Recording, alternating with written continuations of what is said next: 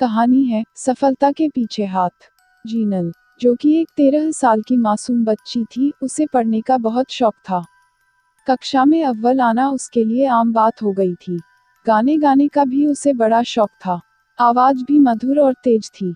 बस ये आवाज अध्यापकों के सामने डर के मारे कम निकल पाती थी। खेलने कूदने में भी रुचि थी। घर से बिना बताए तालाब पर खेलने और नहाने के लिए भाग आती थी। कुल मिलाकर नटखट लड़की थी। पिताजी नौकरी की वजह से अक्सर बाहर रहते थे, तो ये माँ के राज में मनमर्जियाँ करती थी। जीनल के 7 बहनें थी।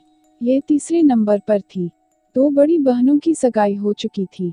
हालांकि वो भी बहुत ज्यादा बड़ी नहीं थी, लेकिन गरीब माँ बाप और वो भी 8 लड़कियों के। यही सोचते हैं कि जल्दी से जल्दी इन सबके हाथ पीले कैसे करे। रविवार का दिन था, पिताजी घर आए हुए थे। सभी बच्चे शांति से कोने में दुबक कर बैठ गए। जीनल भी आज सहेलियों संग बाहर खेलने नहीं गई। पिताजी सबकी क्लास ले रहे थे। हाँ, पढ़ाई कैसी चल रही है सबकी? सब एक स्वर में बढ़िया पापा। हाँ जीनल, गणित का पेपर था ना तेरे, कल कैसा हुआ? जीनल, बढ़िया हुआ पापा, 100 में से 99 सवाल सही है।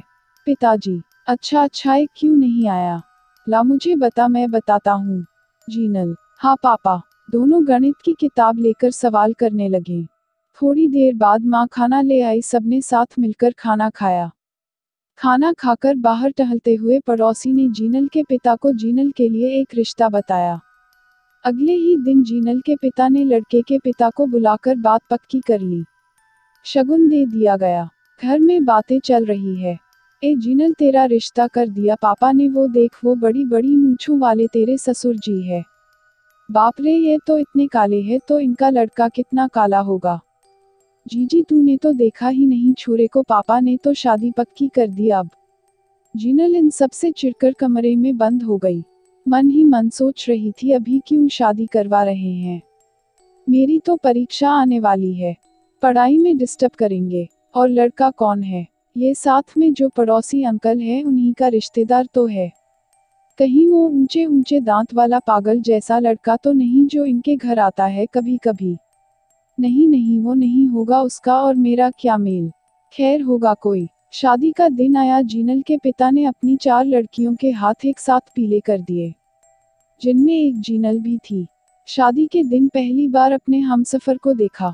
शायद उस वक्त हमसफर का सही मतलब भी नहीं जानती होगी। मन में सोचने लगी, अरे ये तो चारों दूल्हों में सबसे सुंदर है, बढ़िया है। अब मेरी शादी होगी, मैं बाहर जाऊंगी दूसरे गांव, मजा आएगा, घूमने को मिलेगा। पापा तो कहीं जाने ही नहीं देते। अब अपनी मर्जी होगी वो ही करूंगी। बाल विवाह के दुष्परिणामों से अनजान, शादी की जिम्मेदारियों से अनजान जीनल खुश थी। शादी के अगले दिन परीक्षा देने गई। परीक्षा में पहला स्थान हासिल किया। वह गौना होने तक पीहर में ही रहकर पढ़ाई किया करती थी। इसी बीच उसका अपने पति महेंद्र से पत्र व्यवहार भी चलता रहता था। पुराने समय में हर किसी के पास मोबाइल फोन नहीं हुआ करते थे, तो खत प्रचलन में था। गौना होने के बाद जीनल को जीवन का असली रंग दिखने लगा। अब वो थोड़ी समझदार हो गई थी। अपने ससुराल में सिर ढककर रहना, घर का काम करना, खाना बनाना, गाय भैंसों को संभालना, इन सबसे उसका पहली बार पाला पड़ा था। कभी कभी तो इतने बड़े घर की साफ सफाई में ही 2 घंटे लग जाते, और वो मन ही मन अपनी किस्मत को कोसती कि बेकार ही इतने बड़े घर में शादी हुई। कितना थक जाते हैं काम करते करते। इन सब में उसका नटखटपन, उसका संगीत, उसकी पढ़ाई, सब धीरे धीरे उससे छूटते जा रहे थे। मगर महेंद्र हमेशा उसे हंसाता, उसके साथ बच्चों जैसे खेलता, उसके लिए चोरी छिपे चॉकलेट, पान और मिठाइयाँ लाता, बदले में अपना होमवर्क जीनल से करवाता। वक्त बीतता गया। जीनल अब माँ बन चुकी थी। एक नहीं, 2 बच्चियों की। शरीर कमजोर हो गया था। उस पर सांस के ताने। इके तो छोरियां ही छोरियां हुए, माँ न चलेगी। काम की ना काज की, दुश्मन अनाज की। काम न करो तो खाओ खई। एक एक काम करन सांस लेवे, या तो गाना सुनती रहे बस। महेंद्र को भी पत्नी की तरफदारी करने पर ताने सुनने पड़ते। जोरू को गुलाम, लुगाई खेवे जो ही करे यो तो, फलाना ढिमका। इन सबसे दुखी हो जीनल सोचती, कितना अच्छा होता अगर मेरी शादी बचपन में ही नहीं हुई होती, तो मैं भी आज कोई डॉक्टर, नर्स, टीचर या सिंगर होती। जिंदगी बर्बाद कर दी इस गांव में बस ये गोबर से उपले थापो। कभी रो पड़ती तो महेंद्र हंसा देता, और कभी कभी घर वाले इतना भड़काते कि महेंद्र और जीनल में भी झगड़ा हो जाता। जीनल की दूसरी बेटी बीमारी के बाद चल बसी। जीनल अब चारों तरफ के अंधेरों से घिर गई। चेहरे का नूर फिका पड़ गया, मन छलनी छलनी सा हो गया। दूध मुही बच्ची को खोने का दर्द सिर्फ वही माँ जान सकती है जिसने उसे 9 महीने अपने पेट में पाला हो। जीनल की तो जैसे दुनिया ही उजड़ गई। ना कुछ खाती ना पीती, कमरे में बंद पड़ी पड़ी रोती रहती अपनी संतान को, अपनी किस्मत को, जैसे उसे याद ही ना हो कि उसकी पहली बच्ची भी है। सिर्फ 19 साल की उम्र में इतना सब कुछ झेलना पड़े तो कोई भी पागल सी हो जाएगी। महेंद्र के साथ और प्यार ने उसे संभाला। अगले वर्ष वह फिर से गर्भवती हुई। घरवाले आस लगाए बैठे थे कि इस बार तो उससे लड़का होगा, मगर जीनल सिर्फ अपनी खोई हुई गुड़िया वापस पाना चाहती थी। उसे बेटी ही चाहिए थी, और हुआ भी वैसा ही। जीनल के एक प्यारी सी गुड़िया और हुई। ससुराल में जैसे मातम छा गया। कोई बधाई के गीत नहीं गाए गए, कोई थाली नहीं बजी। दादी ने अपनी पोती को गोद में लेकर जी भर प्यार भी नहीं किया। उपेक्षा और अपमान का एक और कड़वा घूंट जीनल पी गई। बच्ची को देख उसकी बड़ी बहन चहक रही थी।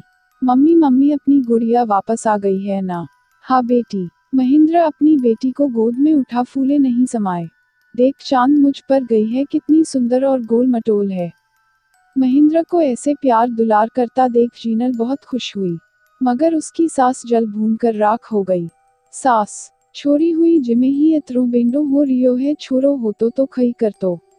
माँ का तो करम ही फूटिया है जो पोतो न हुयो। और देखो तो खई शर्म लाज ही कोने, माँ बाप का सामने छोरी न गोद में खिला रियो। थारा पापा तो खदी थाने गोद में न लियो। महेंद्र, इमे कसी शर्म, माँ मारी छोरी है। मन खिलाओ तो कोई खिलाई, तू भी यूं ही बात बढ़ावे। अगले ही दिन जीनल की सहेली का खत आया कि जीनल का नर्सिंग में सिलेक्शन हो गया है। ज्वाइनिंग की लास्ट डेट निकलने वाली है। जीनल का मन उहापोह में फंस गया। अब क्या करें? इतने दिनों की बदनसीबी के बाद आज खुशनसीबी ने उसके घर में दस्तक दी है।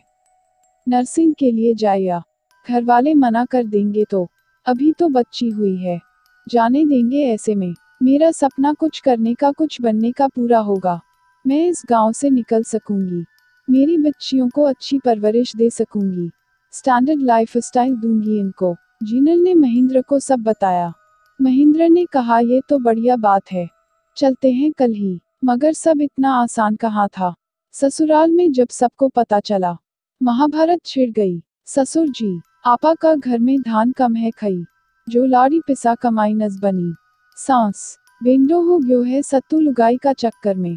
लोग खई बोली कि इतना बड़ा घर की बहू काम करवा जाए और लोग घर में बैठा रही। ससुर, लुगाया की कमाई न खावा म, और काल को मैं मर जावा तो पतो भी न चाली था लोगा ने। घर मुँह उतरी दूर मैं न भेजूं। सांस, जरूरत खई है काम करवा की, तू तो थारी छोरिया की ध्यान राख। महेंद्र, अरे यार, या कोई बात न होवे। माँ पयो लिखियो कम पर या तो होशियार है। ट्रेनिंग में बहुत कम जना को नंबर आवे। जाबा दो पापा, नौकरी लाग जाए कि अतरी पढ़ाई करी तो मेहनत को फल तो मिलवा दो। ससुर, न मारे जीता जी तो मैं हाँ न बोलूं। महेंद्र, फालतू जिद मत करो, जाबा दो। और मैं हमेशा के लिए थोड़ी जा रिया नौकरी लाग जाए तो आपा की तरफ ट्रांसफर करवा लेवा। सांस, बात तो माननी है ही, कौन तो पूछे खा। जोरू को गुलाम। सांस रोने लगी और ससुर की आंखें भी भर आई। दोनों बड़बड़ाने लगे। मनक हंसी आपा पे, या रान लग लगाई। अब इकलो तो छोरो भी छोड़ जाई। नस बनाए लुगाई ने, माथा पे नाची जदी पतो चाली। आधी नरसा तो बिगड़ी रांडा होवे। इज्जत खराब कराई आपा की, जग हंसाई कराई। बुद्धि भ्रष्ट हो रही छोरा की तो लुगाया न भी कोई नौकरी करावे।